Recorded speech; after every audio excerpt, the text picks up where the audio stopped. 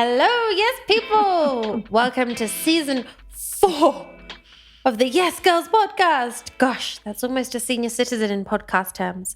Maybe we need to get a pension plan in place. Anyway, welcome to the new season. I'm Claire. And I'm Akumu. And together we are the Yes Girls. And we are two Nairobi-based Wanderlusters who are making it our mission to say yes to doing, being, and learning something different every 2 weeks. And we document our journeys in each episode. So this podcast is a strange and interesting result of us saying yes to sometimes challenging, sometimes fun, sometimes entertaining, and sometimes downright outrageous experiences. Okay, Claire, it's your line. Go. Claire, we are paying for studio time. TikTok. What are you doing? Akumu, breathe. You're way too stressed and on edge. Come, sit, meditate, breathe with me. On the floor?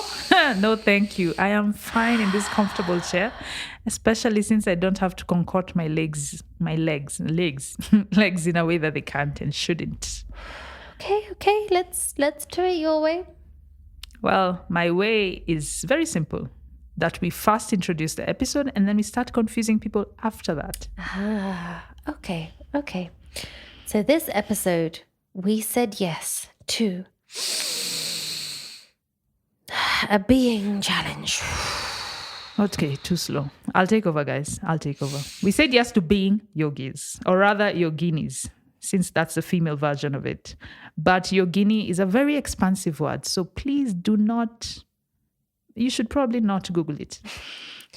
So being challenges involve something that cuts across every moment of our lives during the challenge period. We should live, breathe, and be that thing. In this case, a yogi or yogini. In other words, yoga and mindfulness practitioners. And how do you think we did? Well, listen in to find out.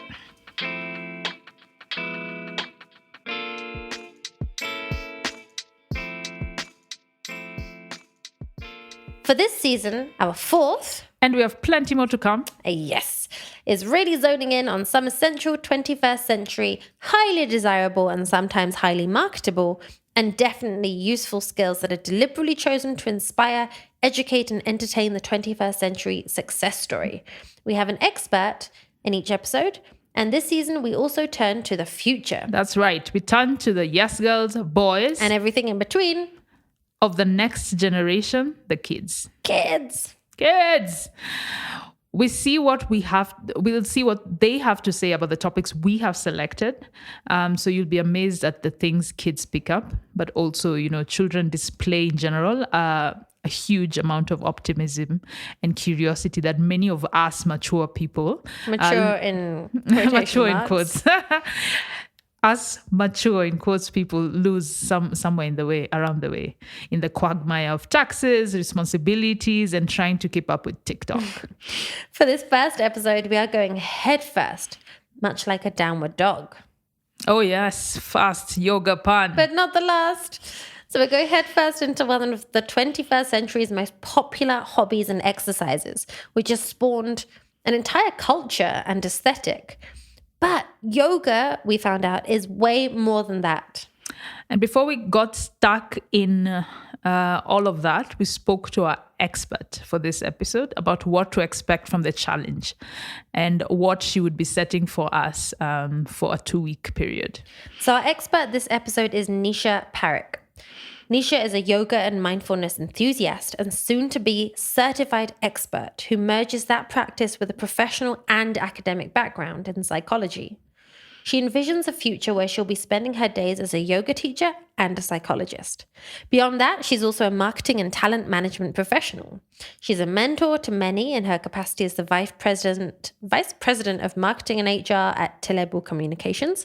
That's a tech company headquartered in Hyderabad, India, but spread across Asia and the Middle East with a global team that includes none other than Akumu. Nisha lives in and is originally from India, the birthplace of yoga as we know it. So she had quite a lot of wisdom to share with us. Let's hear a bit of what she had to say to get us excited, both excited and trepidatious, and what we would need to be focusing on during the challenge. Breathing regulation is the most important thing because life is basically breath. So if breath is done in the right way, you're leading a good life, or you're leading a life which is right.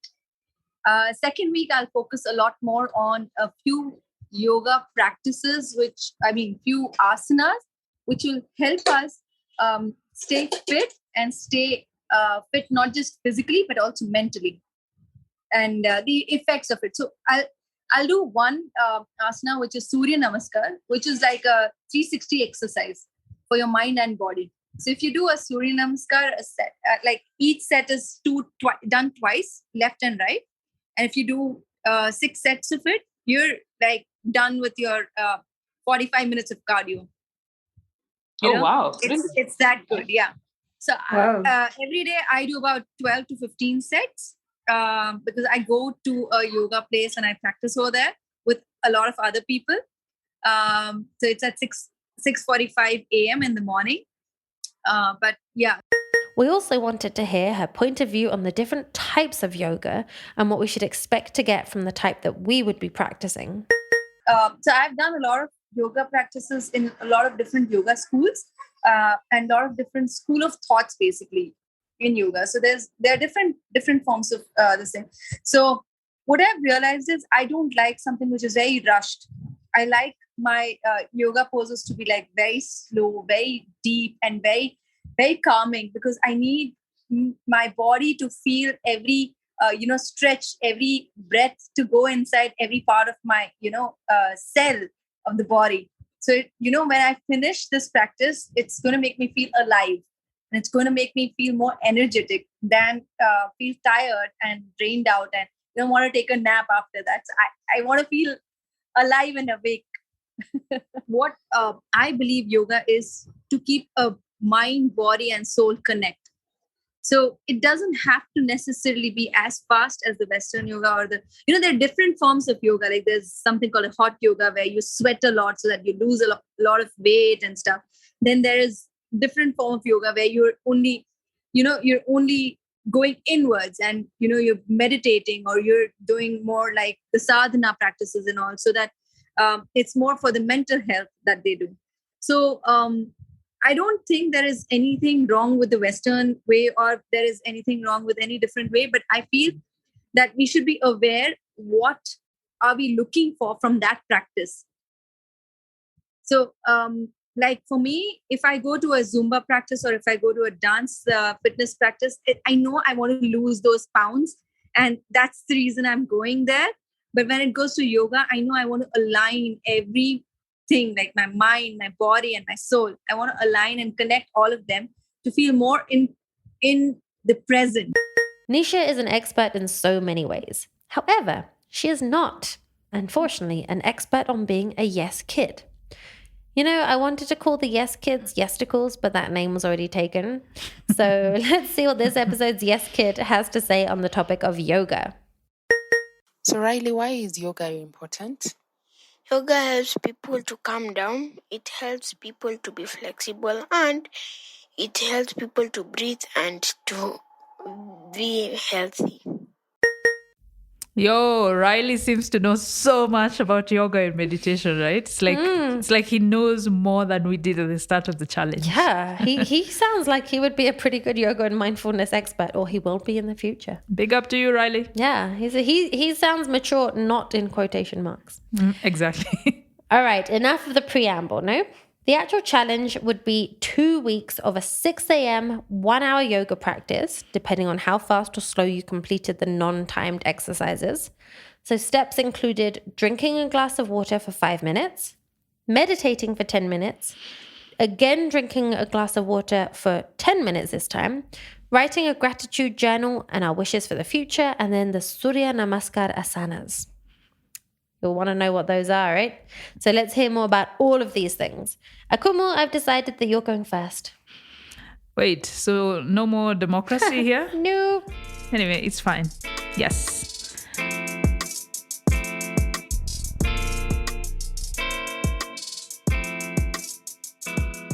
So I think I'll keep it brief because for many reasons. You'll hear this. You'll figure it out in the next few minutes, okay? So the uniqueness of this challenge is a loophole that we exploited. So we have both done either meditation and yoga before, separately. Or yoga. Yeah, or yoga before separately. So the loophole lay in the fact that we had not done them both as an actual practice, like merged together. And that's what being a yogi or a yogini means. So I had done both yoga and meditation in varying degrees of success, and very honestly, varying degrees of interest.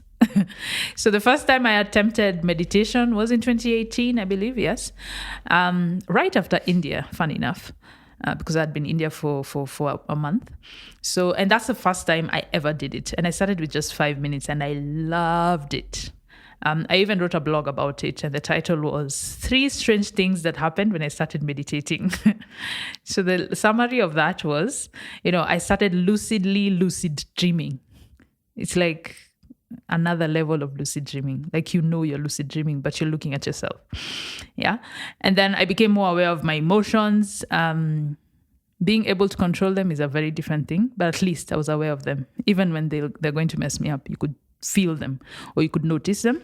And then the third thing that's interestingly happened after I meditated was that I felt more in tune with the universe. The kind of in tune where you start to appreciate insects, especially ants. And you start feeling sorry for them or even speaking to them, weird stuff. So that was meditation for me. It was just an interesting, unique experience. As for yoga, totally different story. I gave it a try, I think in 2019. It was full yoga class and all. It was not YouTube stuff. I went to the yoga studio in Westlands. Mm-hmm. The one that's close to here in Nairobi, close to the Westlands, somewhere in Westlands, close to the roundabout. Yeah. So what happened then? Well, I got bored. I got really bored, like super bored. And I was not doing normal yoga. I was not doing like the slow yoga. I was doing power yoga, meaning, I was trying to do, an energetic one, and still I got bored. So coming into this challenge, I was, obviously half excited because of the meditation and half wincing because of the yoga. So I hoped this challenge would help me give a new appreciation to yoga. Yeah. And maybe just expand what I know about meditation in some way, right? Or what I've learned about meditation. So maybe I can just summarize my 2 weeks of this experience. So first things first, I loved the added bonus of, being able to drink water, staring at nothing, and then thinking everything while, drinking, while staring at nothing and drinking water. So it was an interesting experience because there are very few times in my life where I actually sit and do nothing and I'm not in bed, I'm just thinking. And that I usually do, yes, in the shower. Shower is perfect for that. But also just before I go to bed or just after I wake up. So this was an extra time for that. And that I loved that. I did not like the 6 a.m. For everyone who knows me, I am not a morning person. I've tried. It's part of the reason why I read self-help books, to try and get me myself to become a morning person. And even the one self-help book about how to be a morning person, I couldn't finish it. So that you couldn't even finish reading it? Yes, because I think my brain is just, or my body is just, rejecting the whole idea. So the 6 a.m. thing was difficult for me. I believe there were like 3 days where I dragged myself out of bed and I had to start the whole practice like at 7, but we had to start at 6. So the morning thing was not good for me. And I think the meditation was very good. We are using an app called Inside Chimer. So being able to try different meditations, we were drinking water 5 minutes meditation and then 10 minutes of drinking water. So I love that sandwich, first of all. Apart from the meditation itself, I love the sandwich of you're putting your mind, putting your mind loose, the monkey brain. You're leaving it loose to run around. That's when you're drinking water and you're just thinking everything. And then you have 10 minutes of training that monkey to sit. And then after that, you have 10 minutes of telling the monkey, oh, now you can go back. So I loved that duality of those two things. It's like jujitsu for the brain. It's like training the brain to, run and then sit. So I love that. I'd never tried that before. And I think since 2018, I'd been, slow in meditation. So this challenge allowed me to go back into it and to remember it. I think this year I'd only done sleep meditations, the ones, the lazy kind of meditations where you're sleeping, so your subconscious is doing the work for you, kind of like passive income, it just works while you're sleeping. Yeah. So that is also useful, but this one where you're active, I love that this challenge brought that back. So for the Surya Namaskars, so have you explained what Surya Namaskars are? We haven't. Okay, so we will. I've left it for you to do. Oh God, that is a heavy burden. Okay, so Surya Namaskars. Oh God, do you know how to explain it? Sun salutation. Yeah, basically an asana, a flow of different movements what is an put asana? together. You have to dumb it down. It's a combination. It's a combo. It's a combo of yoga several moves. Yoga poses. Yeah, exactly. And then you repeat it over and over again, and it's got a specific purpose. It's quite well known in yoga communities. You can sometimes just name a specific asana and people will know which one you're talking about. How many are they? 11 moves. Yeah, it's about 12 moves. 12 moves. Yeah. So it's like a whole mini. It's like a rep if you're talking in gym lingo. Yeah. So for me, that was, apart from the 6 a.m., that was the other very difficult part for me because first of all, I was doing all the moves wrong, and then the breathing with the moves.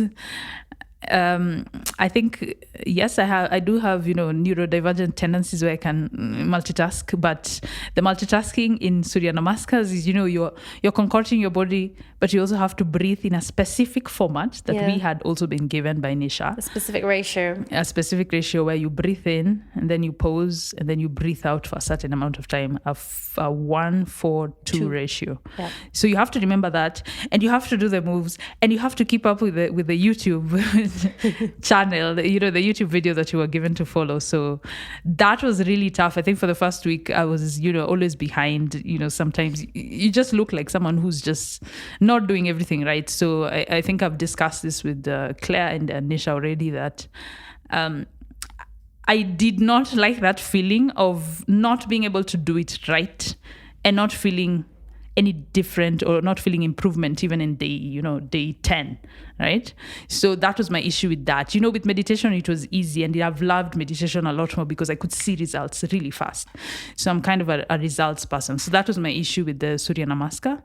But those things look simple. So I love the fact that they still made me sweat. So at this point, when we were doing the challenge, I hadn't gone to the gym for like 5 months. So I was sweating like a dog. It's like, if you saw me after the Surya Namaskar, it looked like I was doing, a marathon.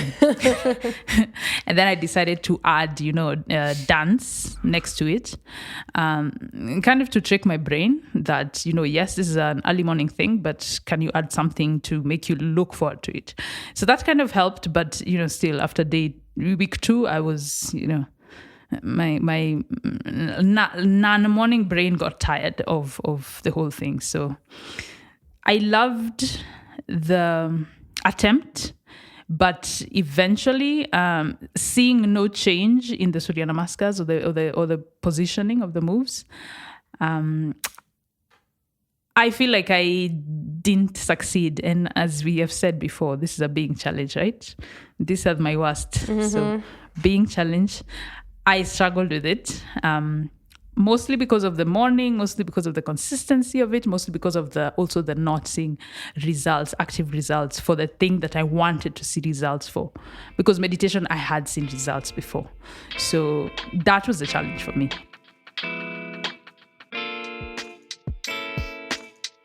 So let me set the scene first.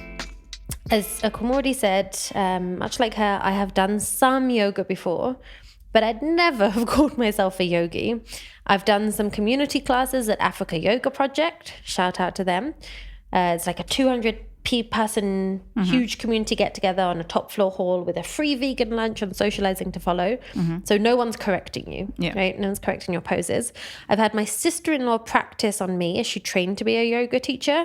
But then my nephew, who was a baby at the time, climbed all over our downward dogs. So we gave up. And I dip in and out of the YouTube channel Yoga with Adrienne. Especially her yoga for runners, which is a lot of just stretching, right? It's not hardcore yoga, and it's definitely not this type of yoga. Yeah. So none of these, I would say, prepared me for this. Okay. And as Nisha had rightly forewarned us, this would not be a sweaty rush, which is what I'm very good at. Oh, for me it was. Well, yeah. But see, that's what I'm good at and you're not, and vice versa, the meditation. But You got this would, I got what you should have gotten. yeah, exactly. What I would have been better at. But it was going to be a mindful dive into our deeper selves. So I went all in. So day one, a Monday morning, I woke up with more purpose and energy than I'm usually accustomed to on a Monday. My routine, I decided, would be on my soft pebble yoga mat, right, in my pole/ironing/junk room. I think I've talked about that room before. With the curtains closed at 6 a.m. so that even as the sun rose, I would be in calm, private semi-darkness. I had a small lamp. It's my BioLite Alpenglow, shout out to them, which is the best rechargeable lantern ever. And it has like a candle flicker mode. So it's nice. So it's not too bright. Not too dark. You can regulate the brightness, and it's got this candle flicker mode, which is, it genuinely looks more like a candle than an actual candle. And I downloaded Insight Timer, as you said. That was Nisha's suggestion. So the first day took a bit longer than I thought, because after each exercise, like drinking water for 5 minutes, I had to pause, look at the instructions, keep checking them as I went, like checking I was doing it right. And just, I'm very bad at remembering very simple things. So I was like, how many minutes do I have to do this for? How much water? And just making sure I had everything. Like, do I have a pen? But I was actually laying, one good thing was I was laying everything out the night before. Yeah. Right? Like my favorite glass. I got a fresh notebook for the challenge. There was a pen there, thankfully, but I'd forgotten I'd put the pen in the notebook. Oh my God. So here's me after day one. And can you just enjoy my stoner Claire voice in this clip?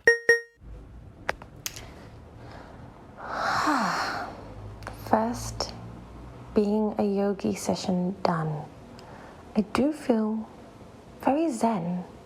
I'm not sure how energized I feel, but I do feel zen and awake. It's only 7:30, so it took me just under an hour and a half with like a social media break. And the toughest bit was just drinking a glass of water for 10 minutes. Yeah, that was tough. And during the meditation, just 5 minutes, my mind did wander twice onto completely random things. But that means that I need to work on it, and the breathing as well. The 1:4:2 ratio did not come naturally to me. The physical part was the easier part, but the mental part was the hardest part. But I really enjoyed writing my five things I'm grateful for and 5 things that I want for myself. That was a nice exercise. I wonder if I'll have new things to say each one of the 14 days. Maybe I'll be getting more and more specific. Like, I'm grateful for my left big toe instead of just I'm grateful for my body. So yeah, let me see how I go about the day, and then see you again tomorrow. Namaste. The next 2 weeks went pretty quickly, and it quickly became part of my routine, and part of my routine that I looked forward to. Apart from the days where I got to sleep a little bit too late, mostly because of Downton Abbey or last-minute work dramas, nothing unavoidable. And bit by bit, even the drinking water for 10 minutes became less crazy to me. I mean, I normally down a glass of water twice a day to top up my water intake, like especially after sleep, like when I wake up or after a run, I just fill the glass, chug it, and then I continue sipping throughout the day. But just to make sure, because I'm quite active, I do need to drink a lot of water. And then I would sit down to tackling my, I found once I was doing this better, I found that actually when the timer would ring, I would have still a quarter glass of water left. And I think, I have to drink this so quickly now. So I usually did the routine from 6-ish to 7-ish and then went for a quick run before getting down to work, breakfast, etc. So after all of that, sitting down to tackle my to-do list, I felt ready for everything that my inbox had to throw at me. I went so far into this challenge that on one particular day, when I was feeling low on energy and a bit tired, instead of napping, which like if I get to feel like that, it happens about once a month. Like I just feel really tired if I'm at home. I would maybe have a little nap. Instead, I did a 5-minute meditation using a guided meditation on Insight Timer, and it worked. Nice. I went back and finished the kind of draining activities I had to do. And that was pretty revelatory, to be honest. It was almost revolutionary. That's not a step too far. It's meditation. It works. Now, as they say on Instagram, let's skip to the good part. I am a yogi. I love myself. Okay, maybe I'm just recording this at a happy moment, but I feel pretty good about being a yogi, or my own version of being a yogi. Okay, I've skipped. I took one day off last week, Sunday, because there's no way I wake up in the morning even. Sundays, morning just doesn't happen. And then there were a few days where I had to be up really early and out the house really early, so maybe I did a shortened practice early on. Or this morning when I felt like I had a bad cold and I thought, I know my body, I need rest. But I think that's also about being a yogi and looking after your well-being and being mindful. It's also reading your body, feeling your body. So that's what I did. And I like it. I like feeling that I have that control. I like feeling that I'm doing something really good and wholesome for myself. And Saxo's even been joining in. And so he comes and is like, I want to do Surya Namaskar. Well, he doesn't say it quite as well as that, but he says something that is recognizable as Surya Namaskar. So yeah, I think I'm going to be carrying on some of these habits. Watch this space. Now, it wasn't all a hit. There were some days where I had to leave the house extra early. And so I either did an abridged early practice, like at 4:30 a.m., I just did 20 minutes, which is dedication, or I had to skip it entirely. I think the second time where I had to wake up before 5 a.m., I just said, no, I mean, I'm too tired. I have to listen to my body. But Nisha did tell us that we have to do what we can, right? We don't need to force ourselves if it doesn't feel right. But actually, since the challenge ended, those 2 weeks ended, I have done some practice of my own volition, right? Not because I have to, because I want to. And during the challenge, Saxo, so my partner Saxo, he did join in on some days with some variations of the Surya Namaskars, right? His mobility is a bit limited right now, but he was kind of doing his own version. And it also got him to wake up earlier and start getting back to an early morning routine that we'd both let slide for a while. And it was good because actually a couple of weeks after that, we became forced to wake up early just through circumstances. Okay. So it was kind of like a bridging activity to be able to start getting up really early again.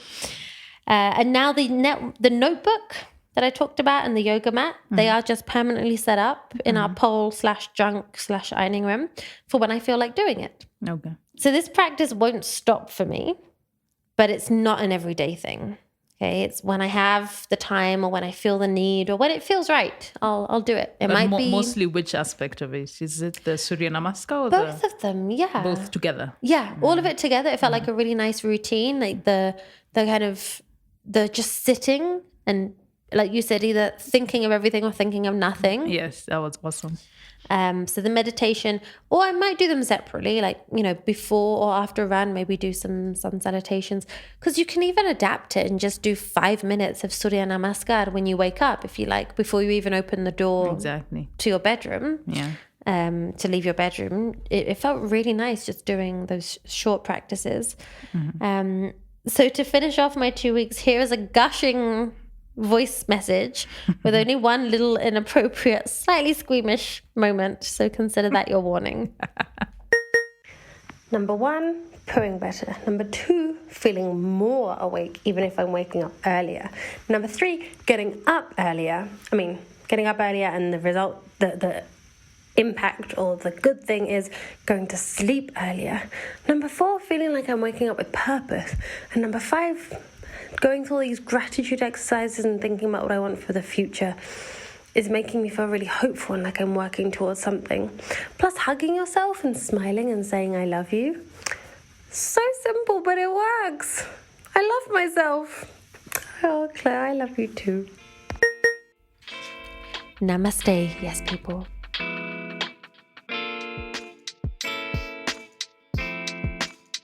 I almost feel like after all of that, we need a short meditation. But hey, as you said, we pay for the studio time. So no, unless it's like a 1 minute meditation. And I think the intro to this episode was pretty much a meditation. Thanks, Claire. So I guess we can go back to Nisha and see what she thought of our efforts. Right. So I'll go with Akumu first because I remember most part of what she said, and it's with me right now.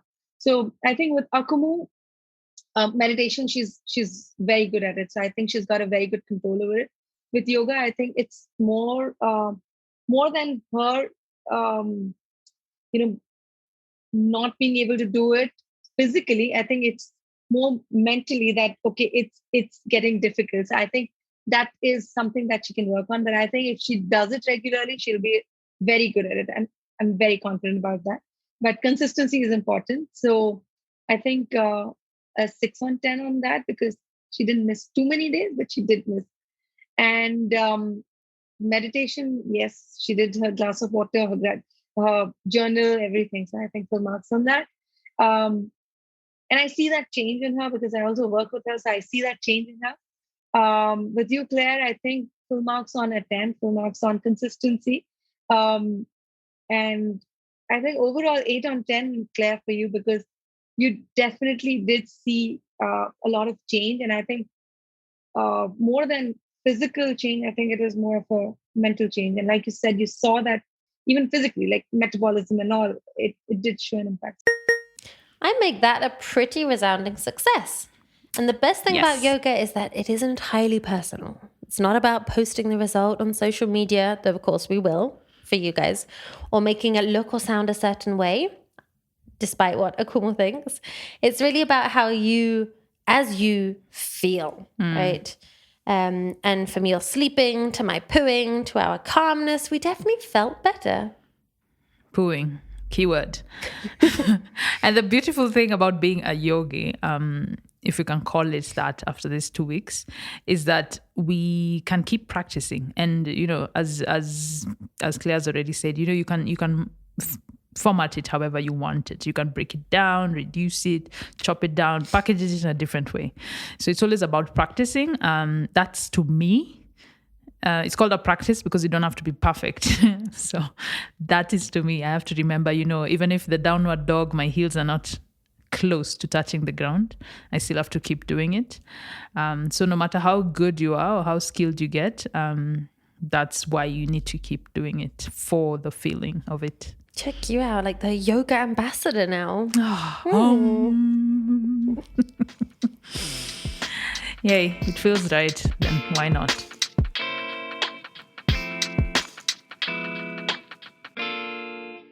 If you want to be a yogi or try out your own practice, check out the show notes where we link to a bunch of great resources, YouTube videos, our routine, articles, and books. And as Nisha says, keep practicing. You can start small and hopefully you'll keep improving or feeling better. We'll also post some photos and videos of us trying to bend our bodies. Oh, gosh. Yeah. Mine is definitely going to be worse in ways that we haven't bent them before. And that maybe they shouldn't be bent, but that's another note. Or clearly not for, exercise purposes, maybe for other purposes. Anyway, you'll check them out in our social media page at Yes Girls Podcast. Consider yourselves warned.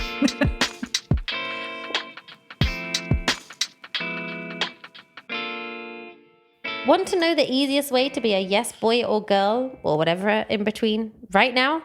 In just a few minutes, it's an easy do, be, learn approach. Let's start with do, and you can do that by simply subscribing to the podcast wherever you listen. Just click subscribe or follow. And for the be, this one's very easy. Be a sharer. Like something in this episode or this podcast in general, share it on your social media. Could be a story, it could be a tweet, it could be an Instagram post. And don't forget to tag us at Yes Girls Podcast so that we can show you some love, send you some emojis, and, maybe give you a t-shirt. No, don't quote me on that. I lied. We'll thank you in the best way possible.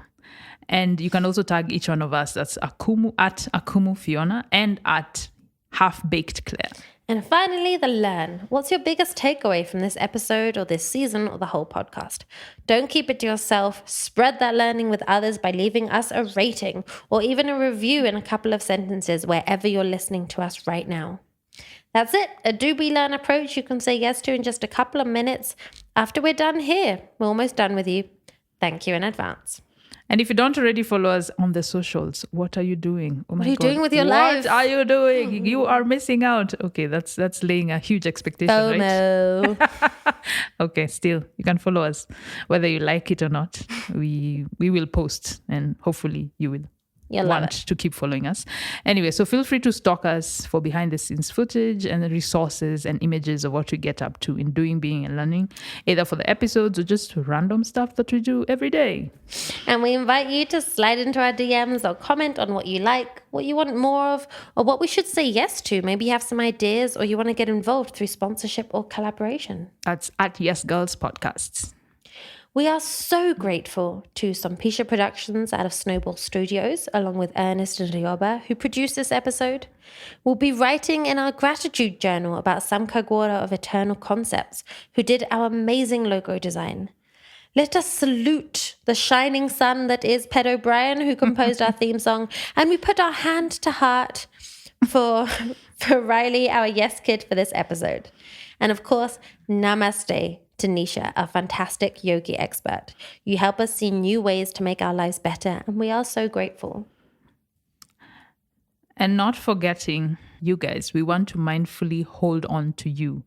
Yes, girls and boys, and everything in between. Without you, we wouldn't have made it to season 4 at all.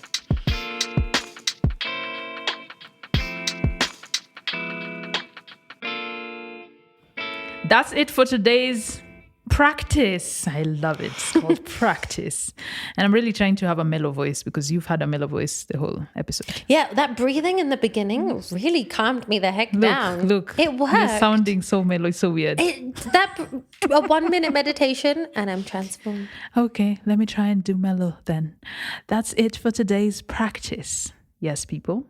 Join us next episode when we will be tackling another 21st century skill that we all think we can master, or all think we have mastered, or we think we can all do thanks to modern technology. What is it? Well, let's wait and see. Snap. Damn, that is too big of a clue. Let's see. Enough clues. Let's see you next time. Sorry, I'm trying to be mellow. We'll see you next time. Is that mellow? Pretty Not really. mellow. We'll see you next time. But for now, that's it from me, Akumu. And me, Claire. And together we are the Yes Girls. Girls.